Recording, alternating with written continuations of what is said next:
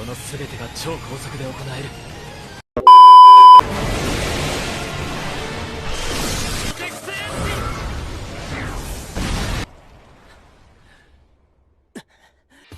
許さないよ。それで SQ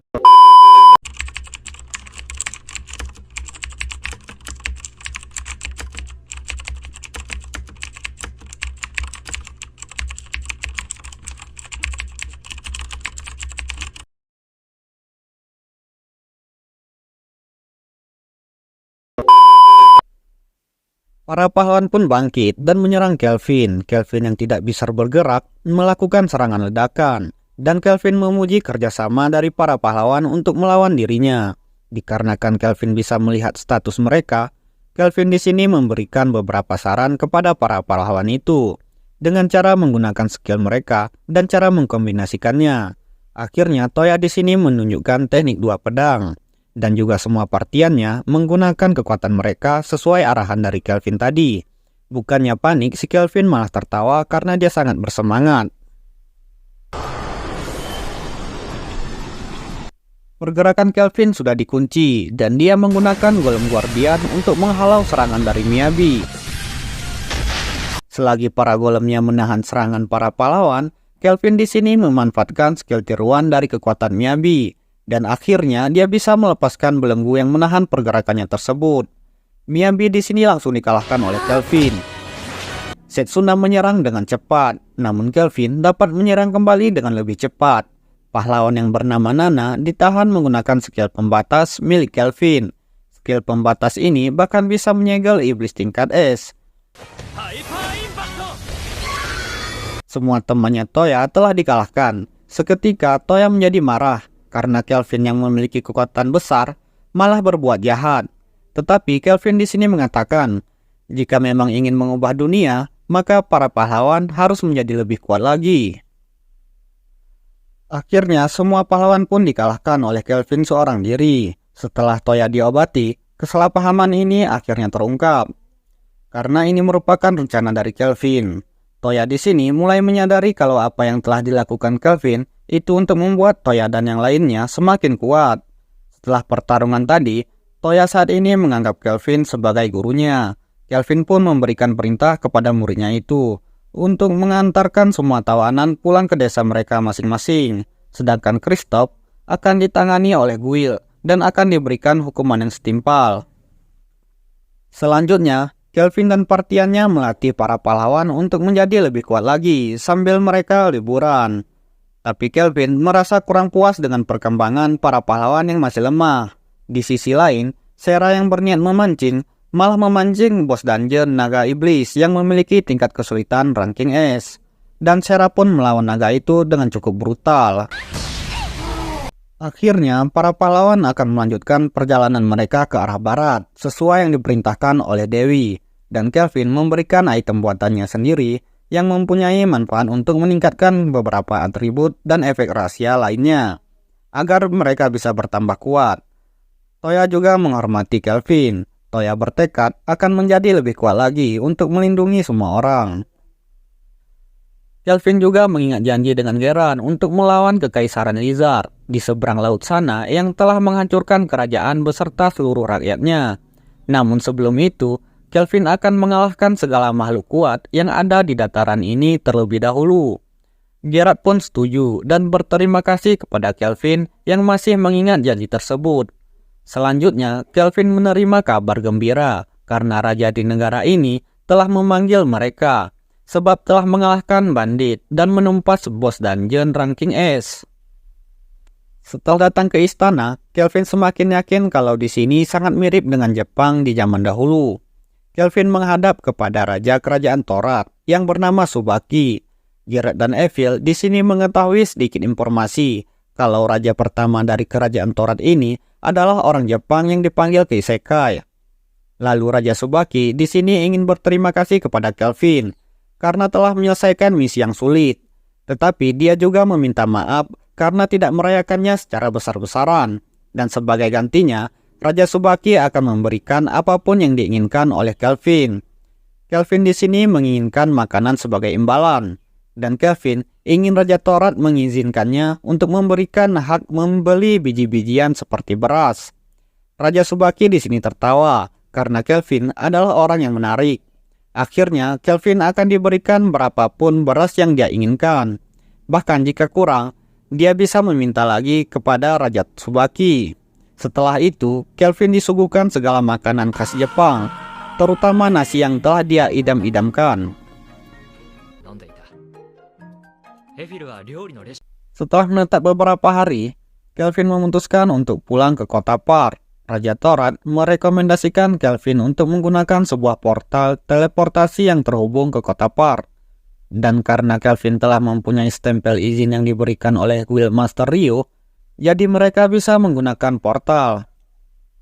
Setelah kembali ke kota Par, Kelvin langsung membeli sebuah rumah baru yang akan menjadi tempat tinggal mereka. Setiap orang mempunyai ruangan, kecuali Kloto yang ingin tinggal di halaman depan. Selain itu, orang yang telah diselamatkan Kelvin waktu penculikan di episode yang lalu, ternyata kini menjadi pelayan di rumah baru ini. Malamnya, Kelvin menyadari kalau Dewi Melvina telah datang kembali, dan dia telah mendapatkan tubuh avatar yang telah dirancang. Selanjutnya, Melvina di sini memperkenalkan dirinya di hadapan semua orang. Karena mereka baru pertama kali melihat wujud Melvina, saat ini Melvina juga merasa sangat senang. Akhirnya dia bisa merasakan masakan buatan Evil yang mempunyai tingkat S. Karena nama Melvina adalah nama Dewi Kepercayaan Deramis, jadi saat ini dia akan dipanggil Mel saja. Kelvin di sini diberkahi oleh Dewi Melvina yang memiliki dua kegunaan, yaitu setiap 1 bulan sekali Kelvin akan kebal terhadap serangan apapun, dan satunya lagi, Kelvin akan dapat memanggil pahlawan dari dunia lain. Kelvin di sini memikirkan tentang kegunaan memanggil pahlawan, hingga mengingatkannya kepada Toya dan partiannya. Setelah itu, Melvina dan Sera latih tanding bersama, namun pertarungan berakhir imbang, karena mereka sama-sama kuat.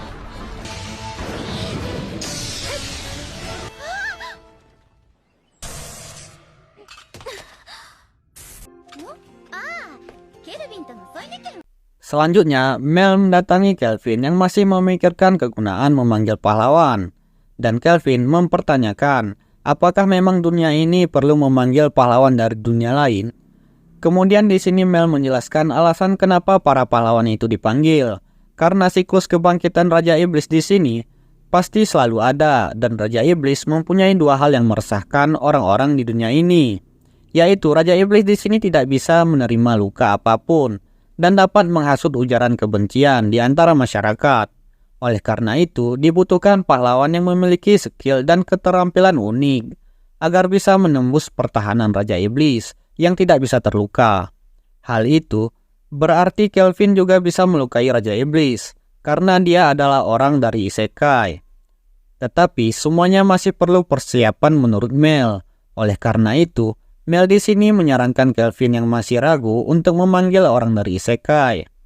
Maka Kelvin juga bisa mereinkarnasikan orang yang sudah tiada ke dunia ini. Tetapi Kelvin hanya bisa mendapatkan jiwa seseorang secara acak ke dunia ini. Setelah melakukan persiapan, Kelvin di sini ingin memanggil pahlawan dengan seluruh MP-nya, yang hanya akan disisakan satu saja. Melvina di sini membantu proses dari reinkarnasi ini. Walaupun prosesnya cukup lama, karena pahlawan yang dipanggil Kelvin itu sedang memilih keterampilan.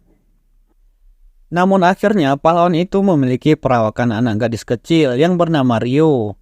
Kelvin juga di sini menjelaskan kalau dirinya lah yang telah mereinkarnasikan Ryo ke dunia ini. Di luar dugaan, Ryo menangis dan berterima kasih karena dia telah direinkarnasikan ke dunia ini. Sebab di kehidupan dulunya, dia menderita sakit parah. Tidak lama setelah itu, Ryo langsung tertidur karena kelelahan setelah direinkarnasikan. Dan Kelvin juga kehilangan banyak mana, akhirnya tumbang. Tetapi dapat dipastikan, Ryo merupakan pahlawan terbaik yang bisa Kelvin summon. Setelah siuman, Ryo di sini melihat keadaan sekitar menggunakan tubuhnya yang kini telah menjadi sangat sehat. Ryo menjadi sangat senang karena bisa melakukan banyak hal. Kelvin juga menjelaskan kepada Ryo kalau dia juga merupakan seorang reinkarnator dari dunia lain, sama seperti Ryo. Kelvin melewati banyak hal dan secara tidak sadar, saat ini dia telah menjadi petualang ranking A dan memiliki banyak rekan yang bisa dia andalkan. Kelvin di sini menukar ingatan masa lalunya untuk memperkuat penampilan yang ia miliki.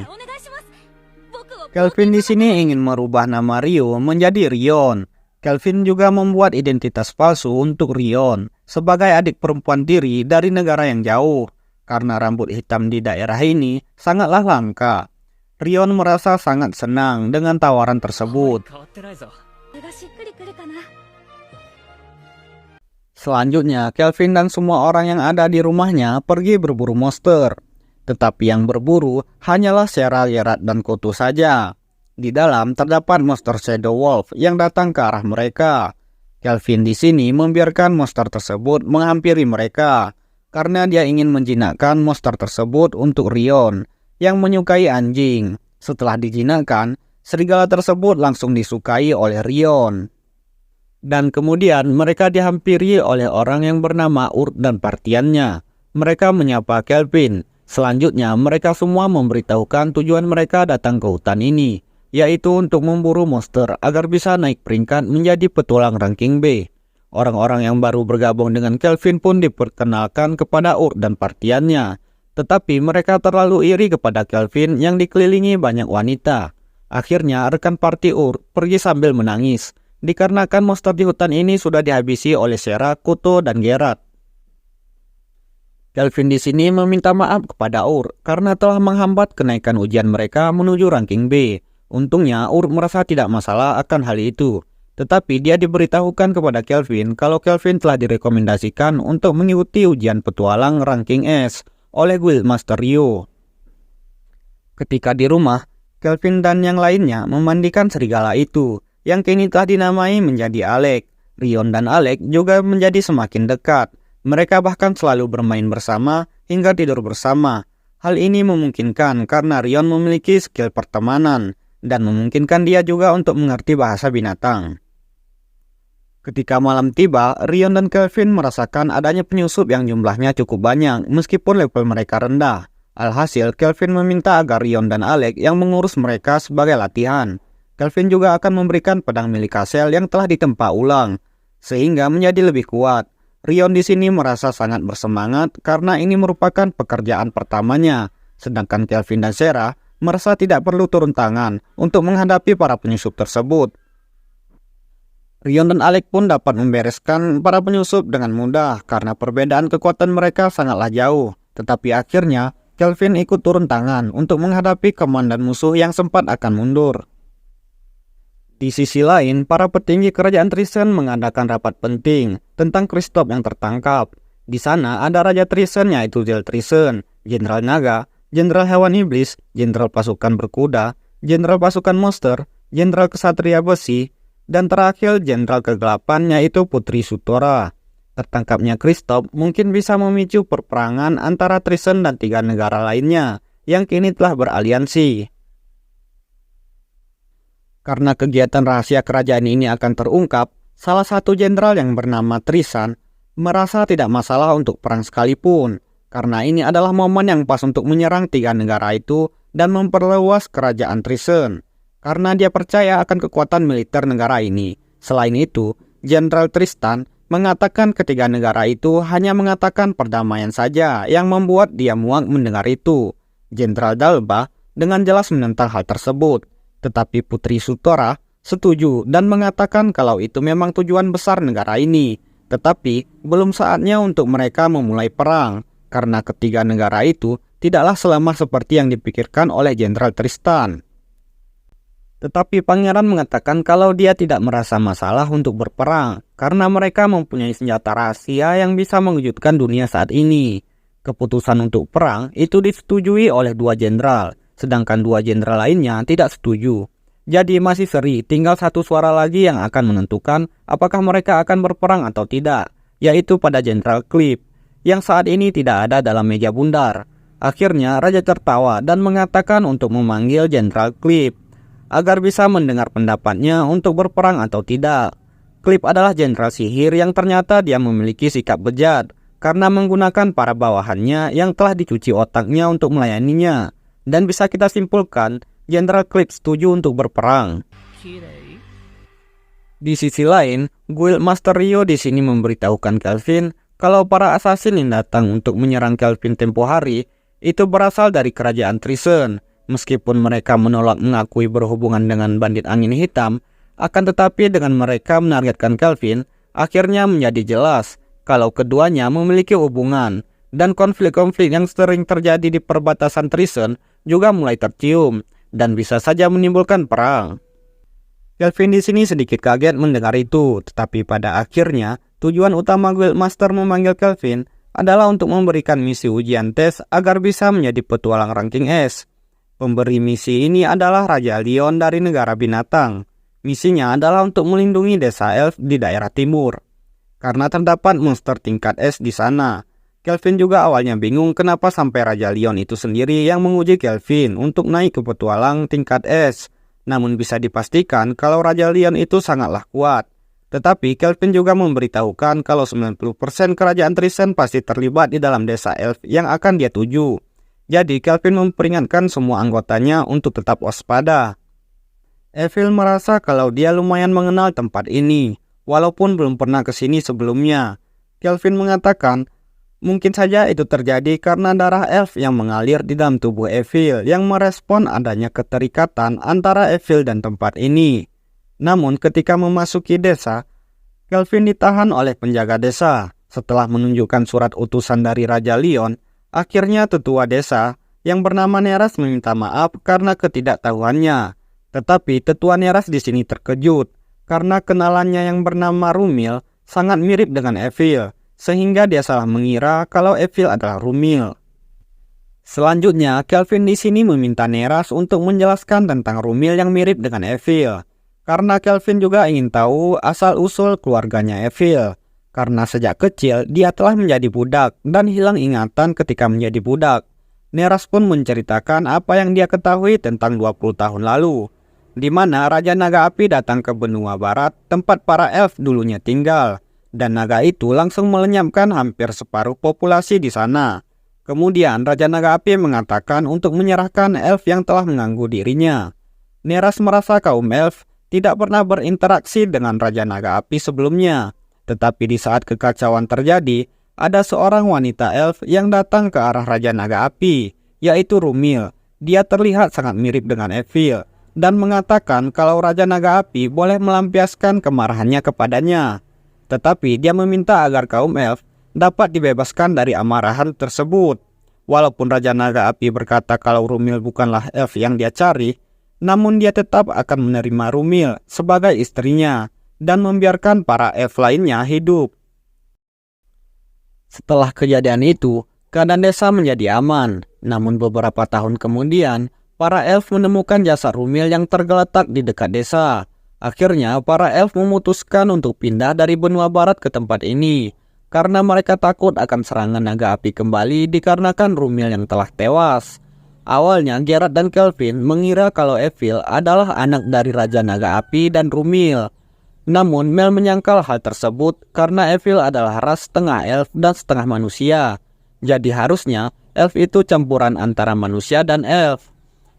Kemungkinan ibu Evil adalah Rumil sangatlah besar, tetapi dia bukan anak dari Raja Naga Api. Evil di sini menerima berita itu dengan lapang dada, karena walaupun hidupnya dulu menyedihkan dan tidak mengenal apapun tentang orang tuanya, tetapi saat ini dia mempunyai rekan dan keluarga yang sangat berharga. Kembali lagi ke pembahasan utama tentang misi kali ini. Tetua Neras mengatakan kalau desa ini sudah 3 kali diserang oleh monster yang harusnya mereka dibuat kebingungan oleh penghalang. Namun para monster itu tetap bisa masuk ke dalam desa ini dan menculik para elf. Tetua Eros curiga kalau mereka memang dari awal berniat untuk menculik para elf saja, karena bisa menembus penghalang desa. Mendengar itu, Kelvin di sini meminta izin kepada tetua untuk bisa melakukan sedikit perubahan di desa ini, agar monster dan musuh tidak akan bisa masuk lagi ke dalam desa.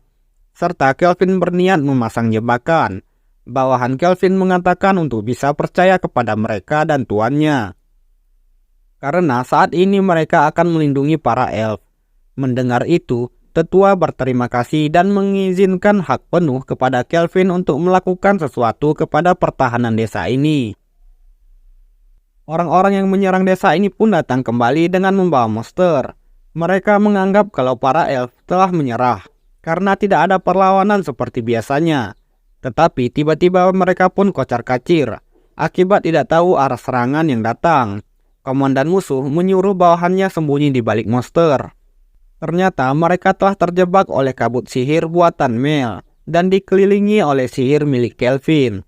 Bisa ditebak serangan itu berasal dari Evil yang kini telah mempunyai senjata panah tingkat S buatan Kelvin. Senjata ini akan selalu kena sasaran asal diberikan sihir dan kedap suara. Pertahanan saat memasuki tempat ini juga sudah diperkuat oleh Sierra dan yang lainnya. Jadi musuh tidak akan bisa menyerang dengan mudah. Salah satu pengirim pesan memberikan laporan kepada atasannya karena pasukan mereka telah dihalang oleh parti petualang yang sangat kuat. Dan pemimpin regu tim telah ditangkap oleh mereka. Karena terdesak, pihak musuh memanggil monster raksasa menggunakan trompet. Namun bukannya takut, Rion di sini malah bersemangat karena penampilan raksasa itu seperti gambaran yang terlihat di manga. Mel juga meminta agar Rion mengalahkan monster raksasa itu, karena dia yakin Rion bisa mengalahkan monster tersebut. Rion yang setelah berlatih banyak akhirnya menerima tugas agar bisa berguna bagi semua orang. Tetapi pedang pemberian dari Kelvin patah karena tidak bisa menembus kulit monster raksasa tersebut. Komplotan musuh tertawa karena mereka menganggap Rion tidak bisa apa-apa. Tetapi Rion tidak menyerah begitu saja. Dia mengeluarkan senjata lainnya buatan Kelvin dari Kluto. Pihak musuh kaget karena Rion bisa menggunakan aliran dua pedang yang harusnya hanya dimiliki oleh pahlawan. Bahkan Alex kini dilengkapi dengan senjata. Dan walaupun berhasil melukai raksasa tersebut, tetapi raksasa itu masih bisa berubah bentuknya menjadi berapi-api. Rion tidak bergeming sama sekali untuk menghadapi musuh yang lebih kuat. Kelvin dan yang lainnya percaya kalau Rion pasti bisa mengalahkan monster raksasa tersebut.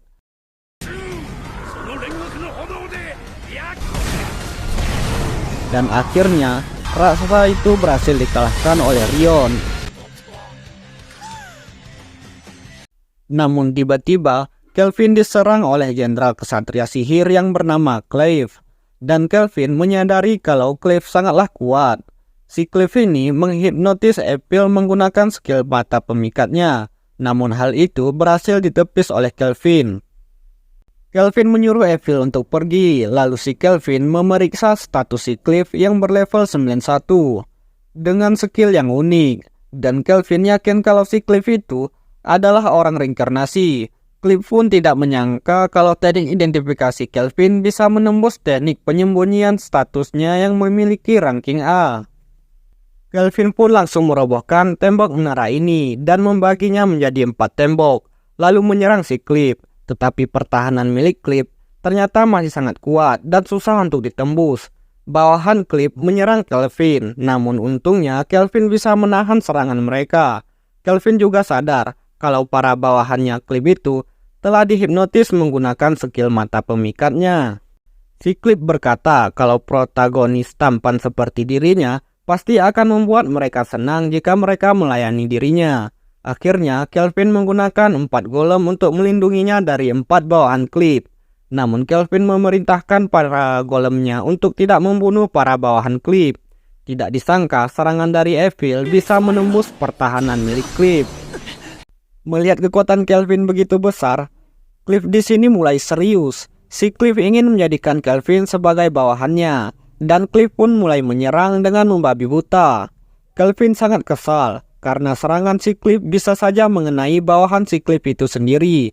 Namun si Clive tidak peduli akan hal itu karena dia bisa mendapatkan banyak gantinya. Terlebih lagi si Clive merasa dirinya bisa berlaku semena-mena di dunia isekai ini sebab dia memiliki kekuatan yang sangat kuat. Namun Kelvin berkata dia tidak menyukai hal itu. Akhirnya serangan mereka pun beradu. dan Cliff berhasil terluka di wajahnya. Sementara Kelvin di sini menghancurkan tongkatnya yang tidak kuat lagi menahan serangan si Cliff. Si Cliff sangat marah karena wajahnya yang tampan terluka. Kemudian si Cliff pun menggunakan sihir tingkat es untuk menunjukkan kekuatan sebenarnya kepada Kelvin. Bukannya takut, si Kelvin malah menantang si Cliff. Kelvin mengeluarkan tongkat barunya yang memiliki peringkat es. Dia pun akan menggunakan sihir yang sangat dahsyat. Walaupun sihir ini belum sempurna, namun skill ini mampu mengalahkan si Cliff.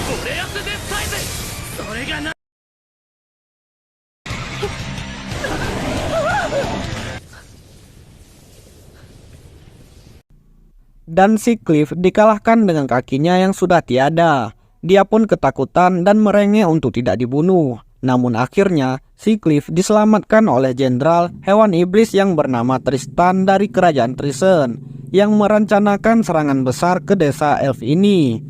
Tristan pun mengakui kekalahannya dan akan mundur. Jenderal Cliff juga akan dibawa pulang karena dia masih memiliki kegunaan tersendiri di Trisen. Dan Kelvin berniat akan mundur juga. Lalu rekan-rekannya memuji Kelvin yang telah berhasil mengalahkan jenderal musuh dengan sihir tingkat es miliknya. Para elf yang merasa terselamatkan akan memulai pesta sebagai rasa terima kasih. Pesta pun berlangsung dengan sangat meriah. Namun Kelvin di sini terlihat memikirkan sesuatu tentang kekuatannya, dan dia tidak ingin menjadi seperti Cliff yang menganggap dirinya kuat sehingga bisa berlaku seenaknya. Evil di sini diberikan jepitan rambut peninggalan ibunya. Kelvin pun membantu Evil untuk memakaikannya. Kemudian Evil berkata kalau dia akan bekerja lebih keras lagi untuk Kelvin, dan Kelvin akan bekerja keras juga untuk mereka. Kemudian semua rekannya datang ke arah Kelvin. Namun Kelvin dikejutkan dengan penampilan samaran Raja Leon yang menjadi seorang loli elf. Dia pun memuji kerja keras Kelvin dan memutuskan untuk meluluskan Kelvin sebagai petualang ranking S.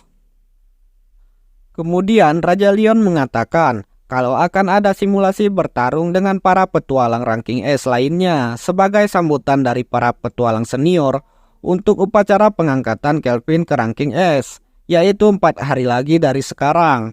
Mendengar itu, Kelvin si maniak petarung pun merasa sangat bersemangat dengan simulasi bertarung ini. Di sisi lain, Cliff yang telah diselamatkan malah dijadikan sebagai bahan eksperimen oleh Tristan. Karena Cliff mempunyai tubuh reinkarnasi, dia disiksa oleh senjata terkutuk yang dipakaikan oleh bawahannya dulu. Cliff akan selalu disembuhkan lalu disiksa terus-menerus tanpa henti.